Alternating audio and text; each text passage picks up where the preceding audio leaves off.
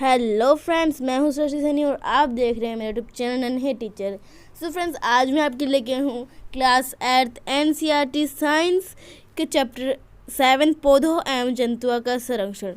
तो गाइस, आज हम जानेंगे कुछ इंपॉर्टेंट क्वेश्चंस एंड उनके आंसर्स। तो सबसे पहले गाइस हम देखते हैं जो क्वेश्चंस हैं। सो गाइस, आप इनका स्क्रीनशॉट भी ले सकते हो क्योंकि मैंने बहुत ही इंपॉर्टेंट क्वेश्चंस में छांटे हैं। ओके गाइस, तो अब आप मुझे इनके आंसर कमेंट बॉक्स में बता सकते हैं। सो फर्स्ट क्वेश्चन है, जैव विविधता किसे कहते हैं। सेकंड है, वन व वन्य जीवों की सुरक्षा व संरक्षण हेतु किए गए प्रावधान, मतलब क्या क्या चीज़ें बनाई गई हैं इनकी सुरक्षा के लिए। फिर है, रेड डाटा बुक क्या है। फिर है, ये सभी दोस्तों इनमें ज़्यादातर परिभाषाएँ हैं। फोर्थ पे है, विशेष क्षेत्रीय स्पीसीज क्या है। फिफ्थ पे है, वनस्पति जात व प्राणी जात में क्या अंतर है। सिक्स पे है, प्रवास किसे कहते हैं। सेवन पे है, सजीवों में प्रवास क्यों होता है। फिर एट्थ पे है, मरुस्थलीकरण किसे कहते हैं, इसे कैसे रोक सकते हैं। फिर टेंथ पे है, वनोन्मूलन क्या है, इसके क्या परिणाम, मतलब वनोन्मूलन होता क्या है, उसके क्या दुष्परिणाम है। तो फिर अब गाइस हमने सारे क्वेश्चन पढ़ लिए, अब हम इनके आंसर्स देखते हैं। सो आंसर मैंने चला लिया। फर्स्ट पे जो हमारा क्वेश्चन था ना, जैव विविधता किसे कहते हैं, सो ये बहुत ज़्यादा इंपॉर्टेंट क्वेश्चन है। सो आप इसको आंसर सबको आने चाहिए। धरती के अलग अलग क्षेत्रों पर अलग अलग जीव जंतु व पेड़ पौधे पाए जाते हैं। इनका आपसी व पर्यावरण से संबंध जैव विविधता कहलाता है। सो गाइस, आप इसका स्क्रीनशॉट भी ले सकते हैं। तो दोस्तों, जो धरती के अलग अलग, ऐसा तो नहीं कि धरती पूरी एक ही है, धरती पर अलग अलग भाग हैं। तो धरती के जो अलग अलग भाग होते हैं, वहाँ की जलवायु भी अलग अलग होगी, तो अलग अलग भागों में अलग अलग जीव भी पाए जाएंगे, अलग अलग पेड़ पौधे भी पाए जाएंगे। सो इन जीव जंतु व पेड़ पौधों में आपसी संबंध व इन सभी का पर्यावरण से संबंध ही जैव विविधता कहलाता है। सो मैंने इनको बहुत सिंपल भाषा में लिख रखा है परिभाषा को। फिर अगर जो हमारा सेकंड था ना, वन व वन्य जीवों की सुरक्षा के जो प्रावधान थे वो हम देख लेते हैं। सो गाइस, यहाँ पे देखो फर्स्ट पे है वन व वन्य जीव, क्योंकि हम 3 जान रहे हैं, ये वन व वन्य जीव दोनों के लिए है। वन्य जीव मतलब जो जंगल में रहने वाले जीव होते हैं ना, उनके लिए। सो फर्स्ट पे है वन्य जीव अभ्यारण्य। सेकंड पे है जैव मंडलीय आरक्षित क्षेत्र। दोस्तों, ये जैव मंडल आरक्षित क्षेत्र ना बहुत बड़ा होता है और वन्य जीव में वन्य जीव ही रखे जाते हैं। और राष्ट्रीय उद्यान में गाइस, ये जो राष्ट्रीय उद्यान है वो सरकार द्वारा संचालित होते हैं, इनमें पूरा सरकार के कंट्रोल में रहते हैं सभी। फिर गाइस, जो वन्य जीव के लिए, ये देखो फर्स्ट पे हमने 3 देखी थी ना, वन्य जीव अभ्यारण्य, जैव मंडलीय आरक्षित क्षेत्र, राष्ट्रीय उद्यान, ये तो दोनों वन व वन्य जीव के लिए थे। पर अभी हम देखेंगे वन्य जीव के लिए। बाघ परियोजना ये 1972 में लागू की गई थी। फिर गिद्ध परियोजना, दोस्तों गिद्ध एक प्रकार का पक्षी है। फिर है मगरमच्छ परियोजना।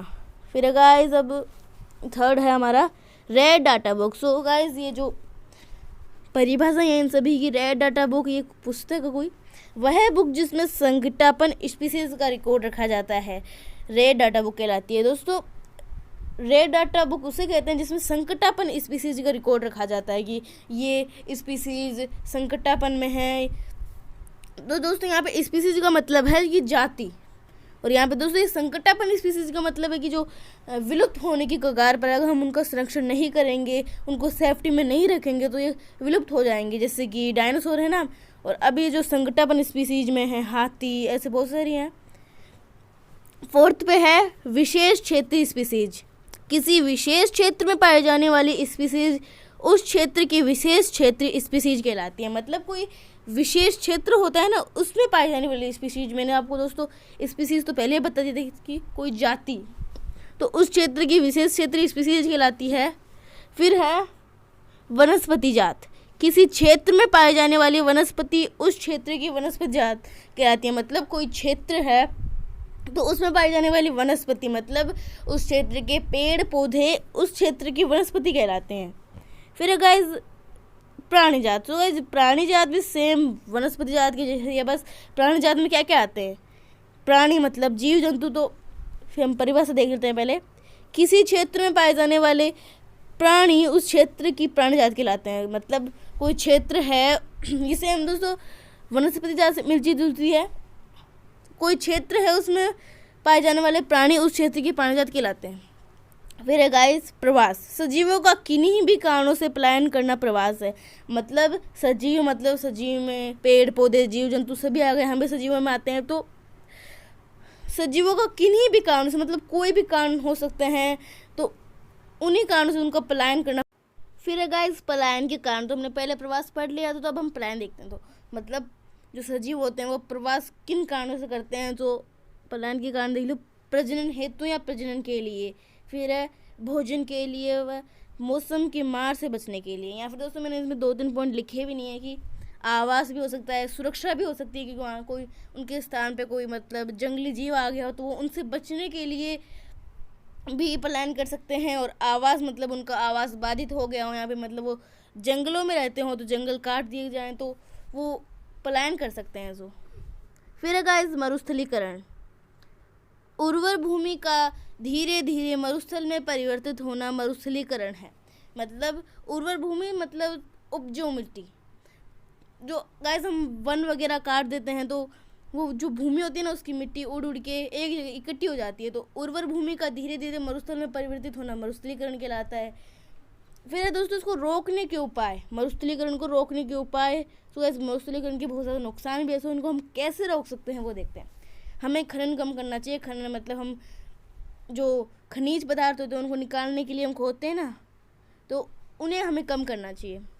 फिर हमें वनों को नहीं काटना चाहिए, हमें वनों को नहीं काटना चाहिए। अगर हम काट रहे भी हैं तो हमारी आवश्यकता पूर्ण करने के लिए हम काट रहे भी हैं तो हमें पुनः वनोरोपण करना चाहिए, ताकि जैसे हम काटते जा रहे हैं तो पीछे पीछे नए बीज लगाते जाने चाहिए, जिससे हमारी आवश्यकताओं की पूर्ति भी होती रहे और वन भी न नष्ट होएं। हमें मृदा अपरदन को रोकना चाहिए। मृदा अपरदन की जैसे कोई मतलब आंधी आ रही है तो, या फिर आप सिंपल सा उदाहरण मान लो बारिश आ रही है तो बीच बीच में से मिट्टी कट जाती है ना, तो मृदा अपरदन है वो। हमें बंजर भूमि पर भवन बनाना चाहिए। जैसे कोई लोग गाइस ना अच्छी मतलब घर बनाने के लिए, भवन बनाने के लिए वनों को काट देते हैं जगह प्राप्त करने के लिए। सिंपल सी बात है, जगह प्राप्त करने के लिए वनों को काट देनी चाहिए। तो हमें बंजर भूमि में, जैसे वहाँ पे कोई कृषि भी नहीं हो सकती, वहाँ पे ना वन होते हैं, तो हमें वहाँ पे उस भूमि पे भवन बनाने चाहिए, जिससे ना ही तो हमारी जो भूमि है ना वो भी काम में आ जाएगी और दूसरी भूमि वेस्ट भी नहीं होगी। ओके, फिर गाइस पारितंत्र, हमारे चारों ओर पाए जाने वाले जैविक व अजैविक पदार्थों का संबंध पारितंत्र कहलाता है। सिंपल सी परिभाषा है, हमारे चारों ओर पाए जाने वाले जैविक व अजैविक पदार्थों का संबंध पारितंत्र कहलाता है। फिर गाइस लास्ट क्वेश्चन 10th, वनोन्मूलन। ये बहुत बड़ा है वैसे। वनों को नष्ट करके उनसे प्राप्त भूमि का अन्य कार्यों में उपयोग करना वनोन्मूलन कहलाता है। ये तो हो गई गाइस वनोन्मूलन की परिभाषा। मतलब वनों को नष्ट कर देते हैं ना, उन्मूलन मतलब उनको नष्ट कर देते हैं। तो वनों को नष्ट करके उनसे प्राप्त मतलब हमने वनों को नष्ट कर दिया तो उनसे हमें जो भूमि प्राप्त हो रही ना, तो उसका हम अन्य कार्य में उपयोग में ले लेते हैं, सो वो वनोन्मूलन हो गया।